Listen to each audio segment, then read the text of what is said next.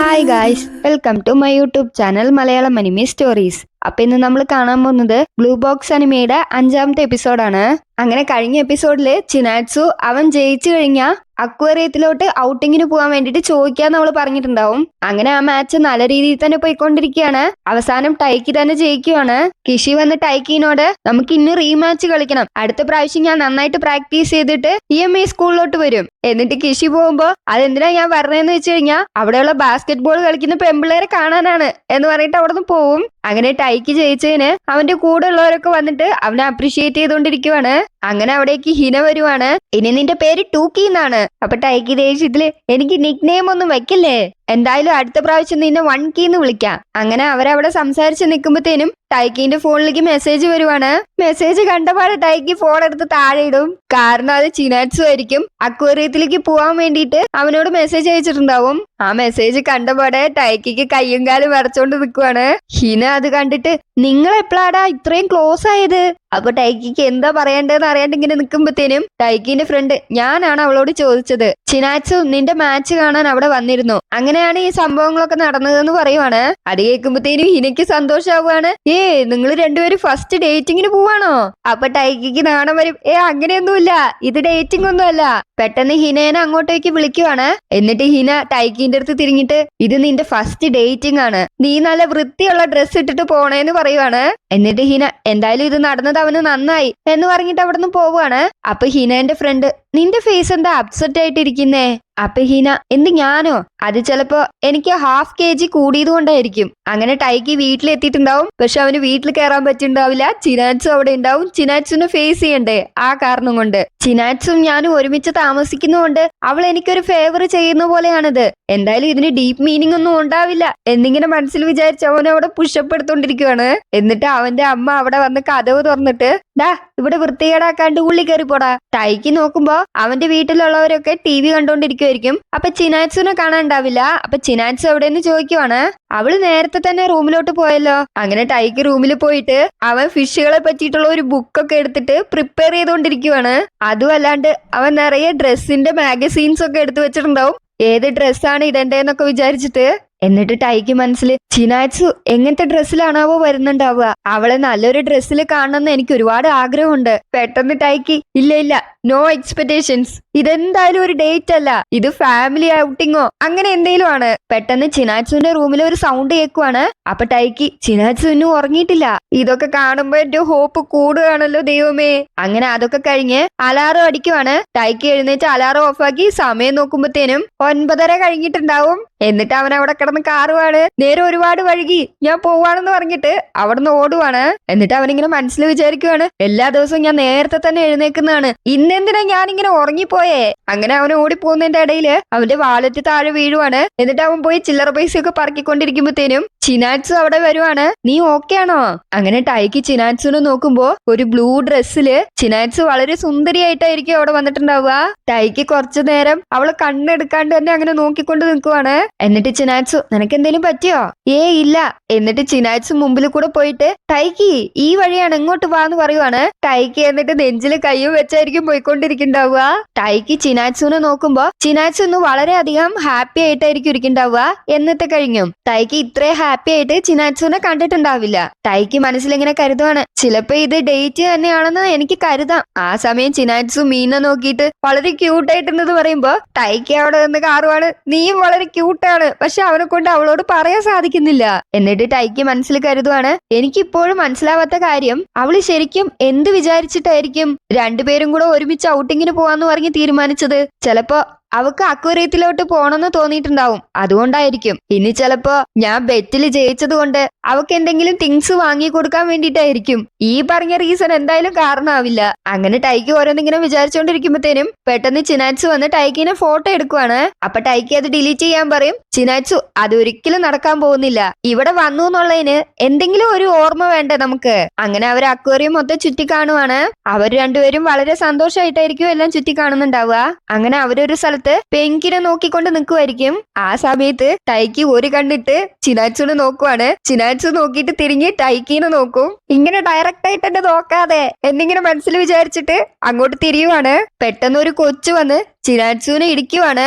അങ്ങനെ ആ ഇടിയില് ചിനാറ്റ്സുവിന്റെ കൈയും ടൈക്കിന്റെ കൈയും ഒരുമിച്ച് ടച്ച് ആവും. എന്നിട്ട് ആ കൊച്ചിന്റെ അമ്മ കൊച്ചിനെ പിടിച്ചിട്ട് സോറി എന്നൊക്കെ പറഞ്ഞിട്ട് അവിടെ നിന്ന് പോവുകയാണ്. പെട്ടെന്ന് ടൈക്ക് മനസ്സിൽ ഇനി ഇവിടെ തിരിച്ചു വരുമ്പോ ഞങ്ങൾ ഒരു കപ്പിളായിട്ട് വേണം വരാൻ. പക്ഷെ എന്റെ മനസ്സിലുള്ള ഫീലിങ്സ് അവളോട് പറയാൻ ഇന്നും ഞാൻ റെഡി ആയിട്ടില്ല. ഇന്നും ഞാൻ നാഷണൽസിലേക്ക് പോവാൻ ഒരുപാട് ദൂരമുണ്ട്. ഇനി ഞങ്ങൾ ഒരുമിച്ചാണ് താമസിക്കുന്നത്. ഇപ്പൊ ഞാൻ എന്റെ ലവ് പറഞ്ഞാ ചിലപ്പോ അവക്കിനി അൺകംഫർട്ടബിൾ ആയിട്ട് ഫീൽ ചെയ്യും. എന്നിട്ട് ടൈക്ക് തിരിഞ്ഞ് ചിനാറ്റ്സുന്റെ അടുത്ത് നമുക്ക് തിരിച്ച് വീട്ടിലോട്ട് പോയാലോ എന്ന് പറഞ്ഞിട്ട് അവനിങ്ങനെ പോകുമ്പത്തേനും ചിനാറ്റ്സു അവനെ പിടിച്ച് വലിക്കുവാണ്. അപ്പൊ ടൈക്ക് ഇവളെന്തിനാ എപ്പോഴും എന്നെ ഇങ്ങനെ പിടിച്ച് വലിച്ചോണ്ടിരിക്കുന്നേ?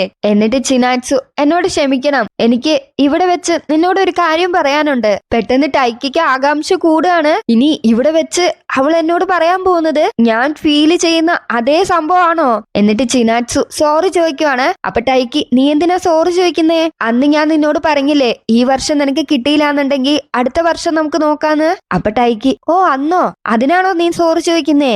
ഞാനത് നിന്നോട് അങ്ങനെ പറയാൻ പാടില്ലായിരുന്നോ? കാരണം നീ അത്രമാത്രം ഹാർഡ് വർക്ക് ചെയ്യുന്നുണ്ട് അതിനു വേണ്ടിയിട്ട്. അപ്പൊ ടൈക്കി മനസ്സിൽ കരുതുവാണ് അന്ന് ചിനാറ്റ്സും ടൈക്കിന്റെ അമ്മയും കൂടെ സംസാരിച്ചുകൊണ്ടിരുന്നപ്പോ ചിനാറ്റ്സു ഇതിനെ കുറിച്ച് സംസാരിച്ചിരുന്നില്ലേ, ആ കാര്യങ്ങളൊക്കെ ഓർക്കുവാണ്. എന്നിട്ട് ചിനാറ്റ്സു ഇതിനെക്കുറിച്ച് സംസാരിക്കാൻ എനിക്കൊരു ചാൻസും കിട്ടിയില്ല. നമ്മള് ഒരുമിച്ചാണ് താമസിക്കുന്നത്. എനിക്ക് ഈ പ്രശ്നം തുടർന്നു പോകുന്നത് ഇഷ്ടമല്ല.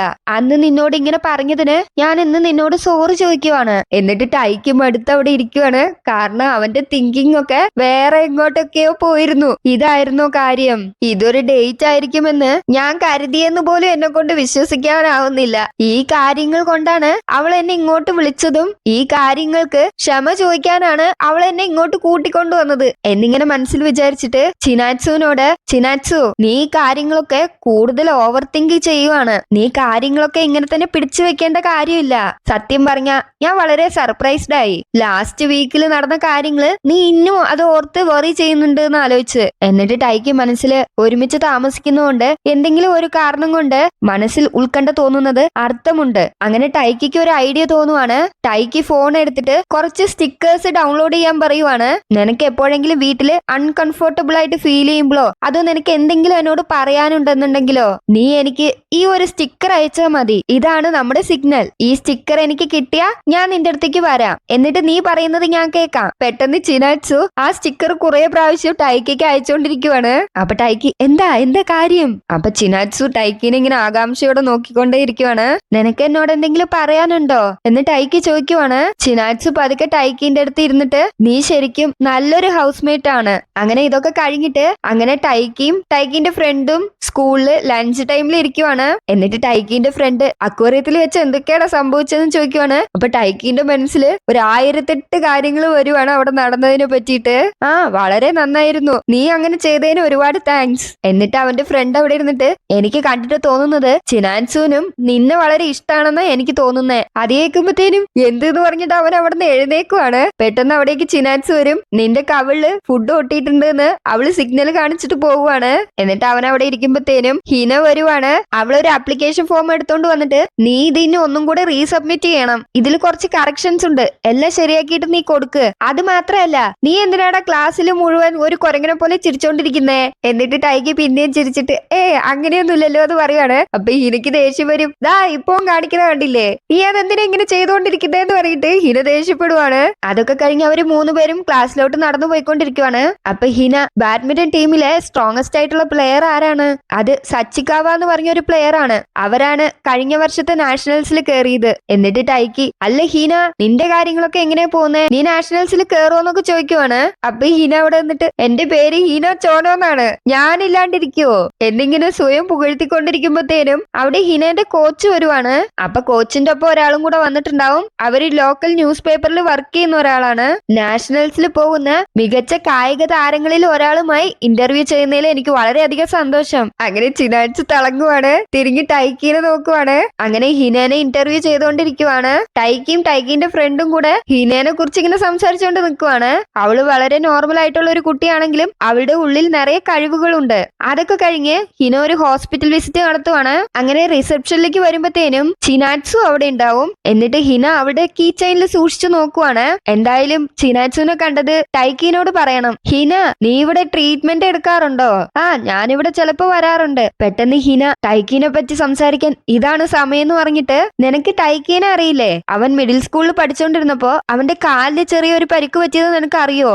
ഇല്ല, ഞങ്ങളുടെ സ്കൂൾ ക്യാമ്പിംഗ് ട്രിപ്പില് ഞങ്ങൾ ഒരു മല കയറിക്കൊണ്ടിരിക്കുകയായിരുന്നു. അപ്പൊ ഞാൻ സ്ലിപ്പായി വീഴാൻ പോയപ്പോഴത്തേനും ടൈക്കിയാണ് എന്നെ പിടിച്ചത്. അങ്ങനെ അവന്റെ കാലില് പരിക്കും പറ്റി. അവൻ വളരെ ഹെൽപ്പിംഗ് ആയിട്ടുള്ള ഒരാളാണ്. അങ്ങനെ അവന്റെ ഒരാഴ്ചത്തെ പ്രാക്ടീസും മുടങ്ങി. അങ്ങനെ ഞാൻ കാരണം പരിക്കും പറ്റി അവനെ കൊണ്ട് പ്രാക്ടീസും ചെയ്യാൻ പറ്റാതിരിക്കുമ്പോ എനിക്ക് വളരെ വിഷമം തോന്നി. പക്ഷെ ടൈക്കി എന്നോട് പറഞ്ഞത് അത് എന്റെ ഫാൾട്ടാണ്, അതൊന്നും കുഴപ്പമില്ല.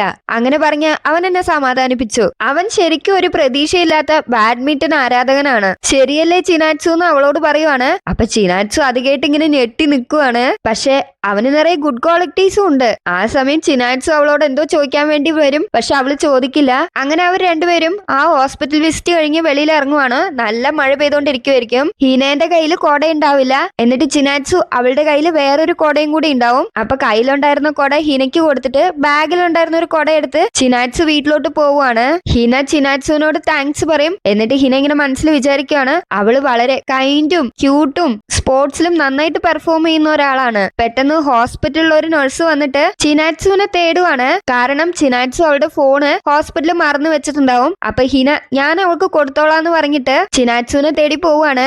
അവൾ എന്തായാലും എനിക്ക് കൂടെ തന്ന് സഹായിച്ചില്ലേ, അതിനു വേണ്ടിയിട്ട് ഞാൻ ഇതെങ്കിലും ചെയ്യണം. അങ്ങനെ ചിനാറ്റ്സുവിനെ കണ്ടുപിടിക്കുവാണ്. എന്നിട്ട് ഹിന ഇങ്ങനെ നോക്കുമ്പോഴത്തേനും ചിനാറ്റ്സു കയറി പോകുന്നത് ഇനോമാറ്റാന്റെ വീട്ടിലോട്ടാണ്. അത് കണ്ട് ഷോക്ക് ആവുകയാണ് ഹിന. അങ്ങനെ ടൈക്ക് വന്ന് കഥക് തുറക്കും. നീ തിരിച്ചു വന്നോ? അപ്പൊ ചിനാറ്റ്സു, നീ എവിടെയെങ്കിലും പോവാൻ വേണ്ടി നിൽക്കുവാണോ? കടയ്ക്ക് പോണമെന്നുണ്ടായിരുന്നു, പക്ഷേ എന്ന് പറഞ്ഞിട്ട് മഴ നോക്കിക്കൊണ്ട് നിൽക്കുവാണ്. ആ സമയം ഹിന കൊട പിടിച്ച് മതിലിന്റെ അവിടെ ഇരിക്കുവാണ്. അങ്ങനെ ഹിനേനെ കാണിച്ചുകൊണ്ട് ഈ എപ്പിസോഡ് ഇവിടെ തീരുവാണ്.